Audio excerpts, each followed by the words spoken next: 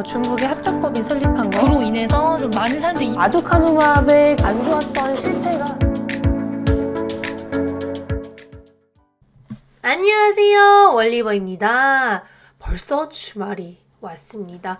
오늘 그래도 제약바이오 섹터가 좀 반등을 했고요. 그 중에서도 최근 정말 지지부진했었던 의료 AI 헬스케어 분야가 크게 반등을 하면서 전체적으로 바이오 섹터 한 번 더 끌어준 모습입니다. 그에 따라서 단기 급등을 했던 의료 AI 기업들 최근 왜 이렇게 반등을 할 수 있었는지 간단하게 살펴보도록 하겠고요. 중장기적으로 의료 AI가 빠졌을 때 정말 공부하기 좋은 기업들인 이유에 대해서도 설명을 드려보도록 하겠습니다.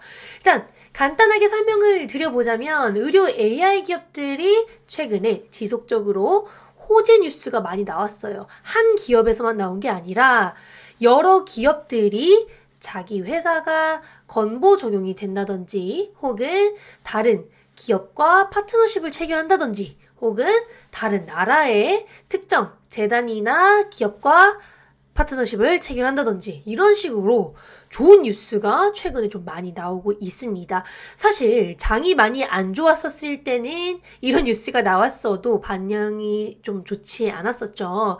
거기에 더불어서 이미 많이 올랐었던 게 있기 때문에 이제는 그래도 많이 빠져서 반응이 다시 오는 것이지 않을까 싶습니다. 첫 번째로는 AI 의료기기 건강보험 첫 적용이 드디어 시작됩니다. 우리나라 기업 JLK가 AI 의료기기 건강보험 첫 바다로 선정이 되었는데요.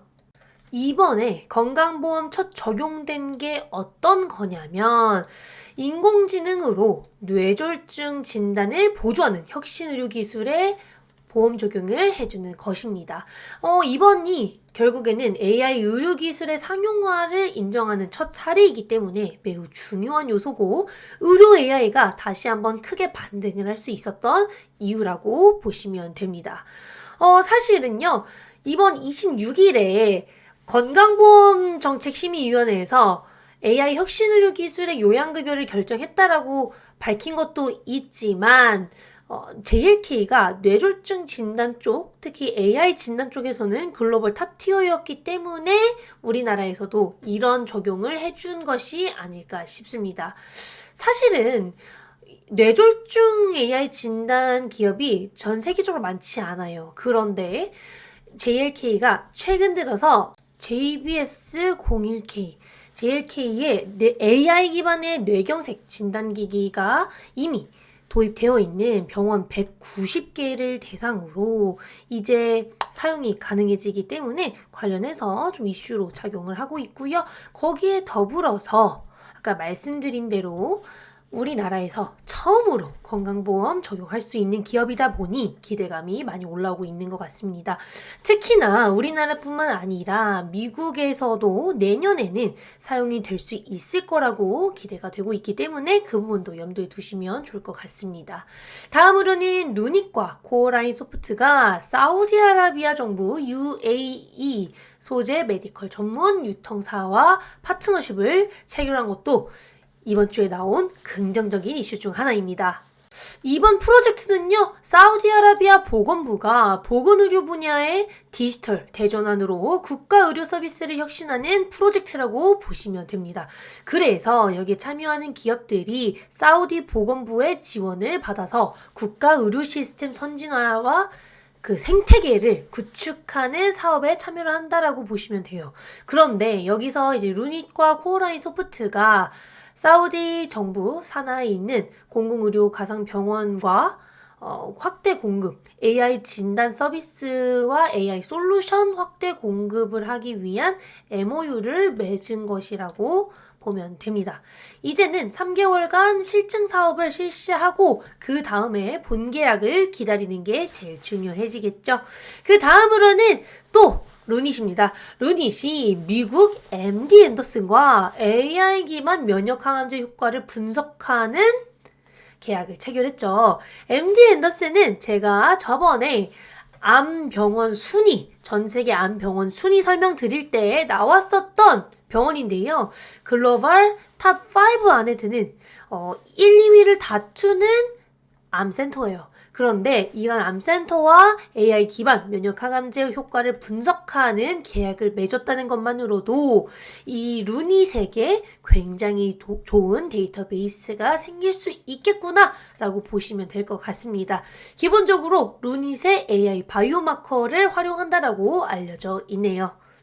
여기서 중요한 거는요, 루닛이 여기 면역 항암제 효과 분석을 한다는 것도 머크의 임상 자료에 적용한다라는 거.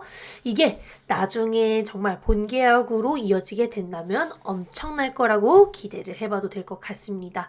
거기에 이제 셀바스 AI와 셀바스 헬스케어가 국방부의 스마트 의료 시스템에 AI 솔루션을 공급하는 것도 이번 주에 보도 자료가 나오면서 이번 주 내내 AI 관련된 기업들 좋은 이슈 많았다라고 보시면 될 것 같습니다.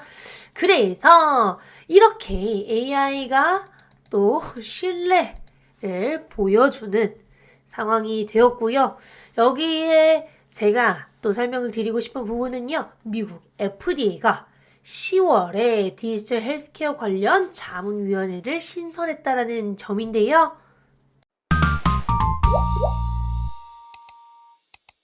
그게 왜 중요하느냐? 제가 누누이 말씀을 드리지만 이런 혁신적인 기술 혹은 진단 분야의 경우 국가 차원에서, 정부 차원에서 도움을 줘야 폭발적인 성장을 보여줄 수 있습니다. 그래서 지난 8월에 디지털 치료기기와 AI 건강보험 등재 가이드라인이 공개된 것도 AI와 디지털 헬스케어에 대한 기대감을 충분히 끌어낼 수 있었던 요소라고 저는 기대를 하고 있고요. 7월에 제가 영상에서 설명을 드렸었는데 국민건강보험 적용을 위한 임시 코드 방안이 나왔었고 3년간 건보 임시 등재에 대한 언급이 나왔었던 거 한 번 더 영상 참고하시면 좋을 것 같습니다. 거기에 더불어서 우리나라뿐만이 아니라 미국 FDA의 경우에도 코로나 이후에 AI와 디지털 헬스케어 관련 승인이 매우 잘 되고 있는 모습이 보입니다. 여기 보시면 AI와 머신러닝 관련 기기들이 2021년에 좀 승인율이 저조했었는데요. 이 다음 2020년에 별로였다가 2022년에 조금 괜찮아지고 있다가 지금 2023년 AI와 머신러닝 기반의 기기들이 올해 들어서 30% 이상 성장을 할 거라고 예상이 되고 있습니다. 지금 뭐 올해 다 끝나가니까 이 정도의 성장세는 신뢰가 됩니다. 여기에 더불어서 FDA가 디지털 헬스케어, 디지털 의료기기, AI 관련 헬스케어 관련된 것들, 디지털 테라피, 웨어러블 이런 게 다 포함된 디지털 헬스케어 쪽에 자문위원회를 신설했습니다. 자문위원회를 신설하면서 이 기술이 정말 빠르게 성장을 하고 있고 우리는 이 필드의 전문가들을 모아서 레귤레이션을 만들려고 한다. 여기에 더불어서 디지털 헬스케어 센터가 정말 더 좋아지길 바란다 라고 얘기를 하고 있습니다. 사실 이런 디지털 헬스케어 분야가 정말 오래된 산업은 아니다 보니까 레귤레이션도 조금 더 정확해져야 되고 앞으로 어떤 식으로 활용해 나갈지가 중요해질 것 같습니다. 거기에 더불어서 이 자문위원회가 보팅 멤버 9명으로 시작을 한다라고 하네요. 이 자문위원회가 정확히 뭐냐면요. 원래 항암제를 개발하는 기업들이 항암제 자문위원회로부터 보팅을 먼저 받아요. 그래서 그 자문위원회가 9명 중에 9명이 얘네 싫다라고 하면 그게 결국에는 FDA 승인 여부에도 좀 영향을 미치거든요. 이 자문위원회가 FDA 승인 혹은 거절을 하는 그런 위원회는 아닙니다만 그 의견이 좀 많이 반영된다라고 알려져 있고 FDA 내에서의 입지가 크다라고 알려져 있기 때문에 이렇게 자문위원회를 신설한 것 또한 이 섹터, 이 산업이 앞으로 성장을 할 확률이 매우 높으며 매우 커질 것이다라는 걸 예고해 주는 것이라고 보면 됩니다. 뭐 이런 정부 정책 혹은 좋은 뉴스들 뭐 익숙하시죠? 그런데 여전히 글로벌 빅파마들과 빅테크들의 관심도 끊이지 않고 있습니다. 최근에는 사노피가 최근에 AI 기반 바이오약품 개발 플랫폼 보유 기업인 바이오맵과 계약을 한 바가 있습니다. 총 계약 규모는 1.4조 원이었는데요. 선급금은 140억 원이었습니다. 그런데 도출해낸 후보물질을 많이 가져갈수록 계약 규모에 맞는 금액을 받게 되겠죠. 이 바이오맵이라는 기업은 기존 많은 AI 신약 개발 플랫폼들과는 다르게 저분자 화합물이나 합성 신약 기반의 신약 개발 플랫폼이 아닌 바이오 의약품 혹은 단백질 기반의 기술력과 거대 언어 모델 플랫폼을 보유하고 있는 기업입니다. 중국 기업이에요. 미국 기업들 그렇게 중국 기업 싫어하더니 이렇게 필요할 때는 중국 기업도 기술력만 본다라는 거. 그래서 바이오맵과 이번에 신약 개발을 추진하기 위한 계약을 했고요. 이 바이오맵이 프로틴, 단백질 기반의 데이터가 가장 많고 기술이 좋다라고 알려져 있다 보니까 이번 기술을 통해서 사노피도 신약 개발에 박차를 가하고 있는 모습입니다. 그 다음으로는 또비디아입니다. 엔비디아가 또 AI 기반 신약 개발 기업에 투자를 했습니다. 벌써 4번째, 거의 5번째인 것 같은데요. 특히나 리커전을 제외하고는 비상장 기업, 그 중에서도 시리즈 초기 단계에 있는 기업에 투자를 많이 했다라는 게 굉장히 인상적인데요. 리커전은 상장사이고 이미 시가총액이 몇 조에 달하는 기업이긴 하지만 그 외에 엔비디아가 투자한 기업들은 비상장사라는 점을 생각해 보시면 AI 분야, 특히 AI 헬스케어 분야는 스타트업의 생각, 스타트업의 기술력이 상장사나 다른 기업들 대비 뛰어날 수 있는 분야인 것이 아닐까 싶습니다. 그만큼 이런 스타트업의 생각과 기술력이 앞으로 정말 공격적으로 나가게 된다면 빅테크들과 빅파마들이 자체적으로 하는 것보다는 지금까지처럼 AI 기업들과의 파트너십 혹은 투자 방법으로 미래를 생각해 나가지 않을까 싶습니다. 그래서 엔비디아가 이번에 투자한 기업 어딜까요? 아이엠빅 테라퓨틱스라는 기업입니다. 시리즈 B에 투자를 했고요. 시리즈 A에서는 한 600억 원 정도를 투자 받았었는데 B에서는 1,400억 원 정도를 조달했습니다. 이번에 조달한 금액으로 AI 신약 개발 플랫폼으로 찾아낸 후보물질의 임상 진입을 진전시킬 거다라고 얘기를 한 바가 있습니다. 이미 기존의 엔비디아와 파트너사였어요. 원래 콜라보레이션을 하던 기업인데 이번에 파트너십을 강화하고 이번 투자 유치를 통해서 엔비디아가 스타트업들과 차세대 신약 개발 기술에 더더욱 투자를 할 것이다라는 언급을 한 바가 있네요. 엔비디아가 이렇게 AI 헬스케어 쪽에 진심인 거 한 번 더 확인할 수 있었습니다. 마지막인데요. 우리가 이제는 많이 들어본 그 이름 노보노디스크입니다. 노보노디스크가 최근 당뇨 치료제이자 비만 치료제들로 굉장히 관심을 많이 받고 있죠. 오젬픽과 위고비를 만든 그 회사입니다. 그리고 유럽에서 루이비통을 넘어선 유럽 시가총액 1위 회사가 되기도 했는데요. 노보노디스크도 최근에 AI 신약 개발사와 추가 계약을 진행한 바가 있습니다. 발로 헬스라는 기업과 AI로 발굴한 후보물질에 대한 파트너십을 체결했는데요. 총 계약 규모는 최대 3조 원까지지만 이번 선급금은 60밀리언 달러 정도로 그쳤습니다. 그런데 최대 11개의 후보물질까지 확장이 가능하고 물질 확보가 가능하기 때문에 충분히 커질 수 있는 계약이라고 보시면 될 것 같고요.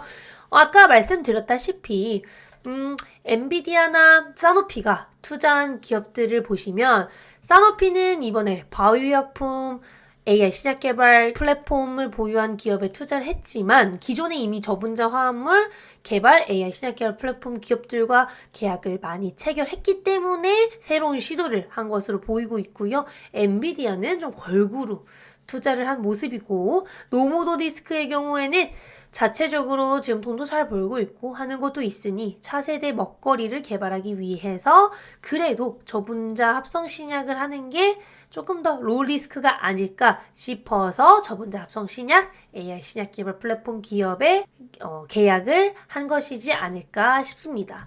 이 기업은 심혈관계 그리고 대사질환 치료제 중점의 파이프라인을 보유하고 있기 때문에 노보더디스크가 현재 당뇨 쪽에서 입지를 다지고 있는 지금 다양한 시도를 하고 있다라고 보시면 될 것 같습니다. 최근에 국장 자체가 많이 무너지고 전 세계적으로 안 좋은 이슈가 너무 많이 터지고 있는데요. 제약바이오 기업들 지금 이번 주에는 알츠하이머 학회가 마무리되면서 알츠하이머 학회에서 긍정적인 임상 데이터를 발표한 기업들이 폭등을 하는 모습을 보이고 있습니다. 우리나라뿐만이 아니라 해외 기업들도 마찬가지인데요. 우리나라 기업으로는 대표적으로 알츠하이머 치료제도 개발하고 있고 항암제도 개발하고 있는 NK맥스가 NK세포 치료제 로 개발 중인 알츠하이머 치료제의 질병 통제율이 90%를 달성하면서 오늘 거의 20% 상승으로 마감을 했습니다.